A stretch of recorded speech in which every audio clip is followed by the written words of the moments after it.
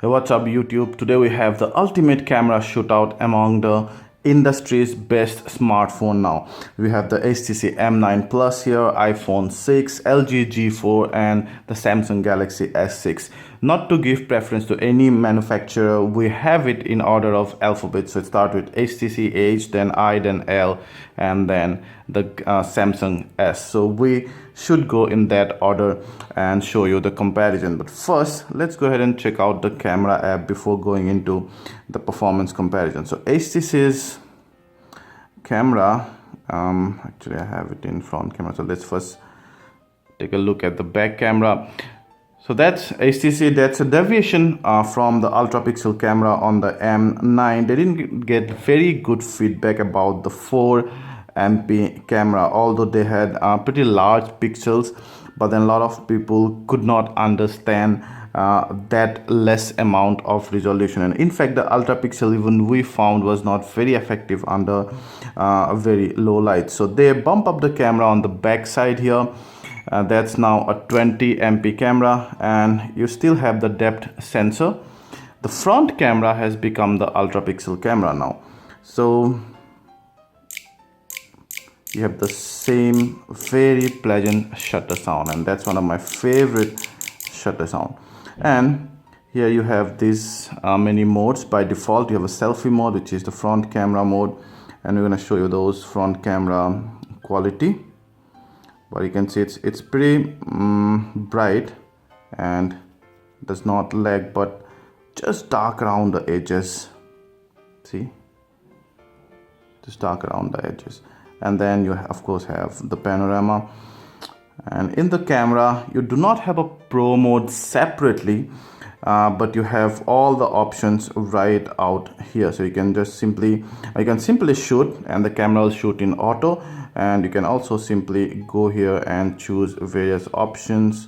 That's about the video options, and then your ISO, exposure compensation, scale, and the white balance, and some of the other settings. You can see crop, and then you have camera options and continuous shooting and all. So I did not see any HDR auto mode here, which is again quite popular these days. But this is a good thing that you do not have to change the mode to go to the pro and then come back to the auto. You can simply click here and starts in auto.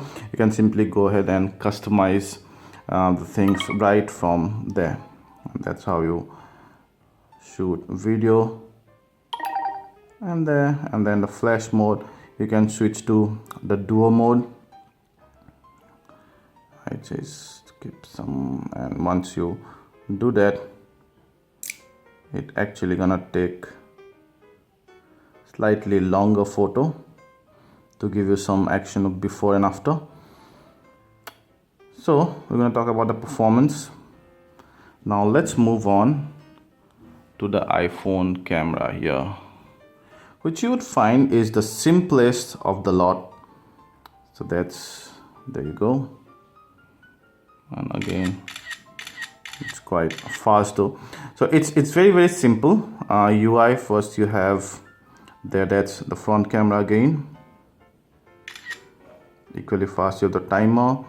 You have the timer here as well, HDR off or auto or on, and then your flash, the same option. So you have photo, simply drag up, you get the video, drag up, you'll get the slow motion. Here you can tap it and it toggles between 240 and 120 FPS, and then you have the time lapse. On top you have the aspect ratio, square aspect ratio, and then you also have a panorama. Panorama you'll have to shoot in the portrait mode, so that's something to take note of. So again, you have some filters out there.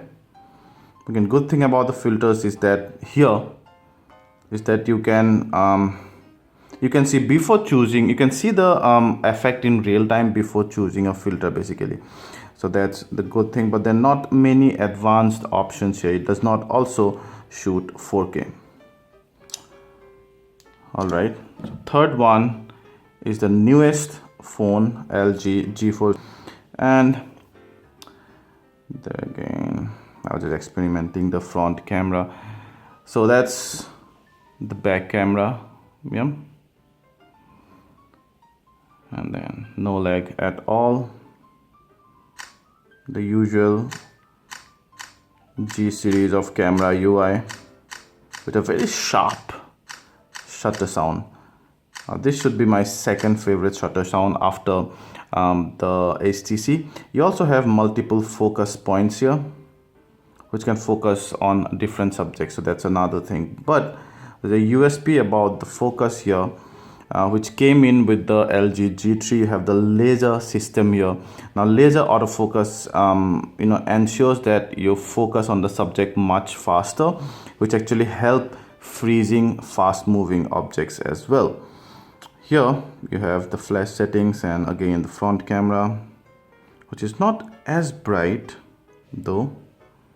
It's an 8 MP front camera, mind you. So you have a 16 MP camera here, 8 MP on the iPhone back, and 1.2 MP only on the front. Yeah, this one is an ultra pixel on front, 20 MP back, and this one is 16 MP back. You have an optical image stabilization on all the three. I think, I'm not too sure about this, but definitely the G4 and the S6, you do not have OIS on the iPhone 6. Only on the iPhone 6 Plus you do have the optical image stabilization. It's very, very important actually. This again is bright, does not lag, 8 MP, so definitely also supports gestures. Then you have various modes, auto, panorama, also dual mode, where you can click yours as well as the photo with the back camera, and then you can simply go here, and this is the USP of the G4. So this is simple, really. Just tap, Motorola like, just tap and it'll take the photo. Now manual is where all the fun is, and one of the USP of the G4, as I told you before, here you can literally change everything. It also shows you, you can see the temperature that it's in autofocus. You can actually manually focus, which is amazing. So you can simply autofocus on an object, and then if you see that camera is not exactly tech focusing it, then you can fine tune that. Then you can also change the white balance, ISO, shutter speed. You can also have the auto exposure lock or not, depending on you.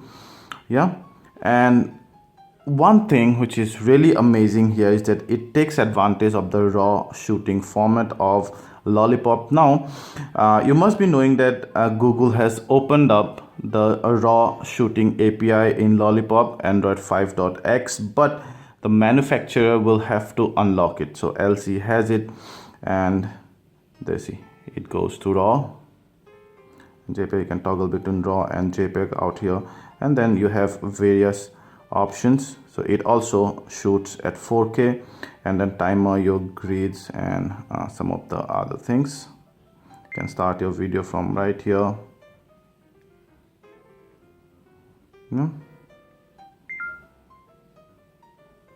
Oops. You also have, so you're gonna go to auto here. Yeah, and some of the modes. You can also go to slow motion and other things. So that's about the LG G4 camera. Last but not least is the Samsung Galaxy S6, one of the most anticipated flagship. And again, let's start with the back camera here. See, does not lag at all. So this guy has a 16 MP back camera and a 5 MP front camera, and shutter speed is usual, but it's very, very fast. The iPhone is the fastest. I think this one is this one stands second. You can start your video from right here. It also shoots 4K, but all these, whoever shoots 4K only shoot for 5 minutes, mind you. And then that's the front camera, and that's one of the good thing about the S6. The LG G4 has the highest resolution front camera, but they say though no lag here. The S6 has the widest front camera. See, so it's very, very wide, although it's only 5 megapixel. And then you have some of the FX, and then HDR on, off, auto, those kind of stuff, your self timer, and then the flash, and then your settings, where you also have the tracking autofocus. So it tracks a moving subject. Then video, as I told you, it goes up to 4K and then 16 MP max. One of the good things about the iPhone 6's video capabilities is something called as focus pixel, where the sensor has some of the focus pixels, of course, which assist in focusing on the object. That's in addition to the pixels that you already have. So what it does is that generally the sensor has your photo pixels, but because it also has the focus pixels, the same sensor can focus much faster and smoothly when you transition between, let's say, the foreground and the background, much like the dual autofocus system of the Canon and some of the other Sony handsets or Sony cameras as well. So those are the camera UI among all four. Well, they all excel in different features. The iPhone 6 I think has the least amount of feature, but it also has some feature that others do not, like the 240 FPS slow-mo, for example, the 1:1 crop factor and those kind of thing. The LG G4 has a raw shooting. This guy has a 20 MP camera. This one has the widest front camera. So a lot of goodies out here. Now let's get to the performance. As far as sharpness and details are concerned, the G4 clearly wins here. The S6 is second in terms of sharpness, but the imaging chip actually over-processes some of the JPEG. I'm sorry I could not nail autofocus on the iPhone 6 perfectly, but it's safe to say that it's the least detail of the lot. If you notice the color reproduction here, the iPhone 6 is almost completely off color. The M9 Plus is slightly warmer than I would have liked. Both the G4 and S6 are good in reproducing the colors, saturation and hue, but I think I'll give it to the G4 again. ISO performance, we compared the lowest ISO of the phones Shootout and found that at ISO 100 the G4 is the cleanest. Next would be the S6 at 80, followed by the iPhone 6 at 64 and the M9 Plus at 125. The G4 again is going to be my low light machine. The M9 Plus does excessive high ISO noise reduction. As far as front camera is concerned, all these phones have front cameras of different resolutions as the back camera. Here I think I'll give it to the S6, mainly because it's much wider field of view than the others. The G4 and the M9 Plus are slightly sharper but not as wide. The M9 Plus's ultra pixel camera also processes the images excessively, which we have encountered consistently in case of the same.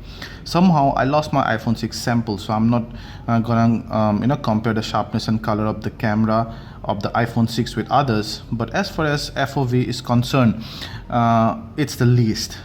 It however gives the most accurate color of my t-shirt, by the way, even indoor.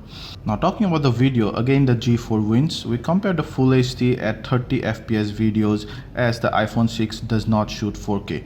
The video from the G4 looks the sharpest, followed by the iPhone 6. The M9 Plus and S6 are almost level. So now finally, I think the verdict is pretty clear. Almost in all the tests that we did, concerning still images and both the cameras, we found the G4 to be almost clear winner, on or as compared to the other three. So the G4 is gonna be my first at position 1 here.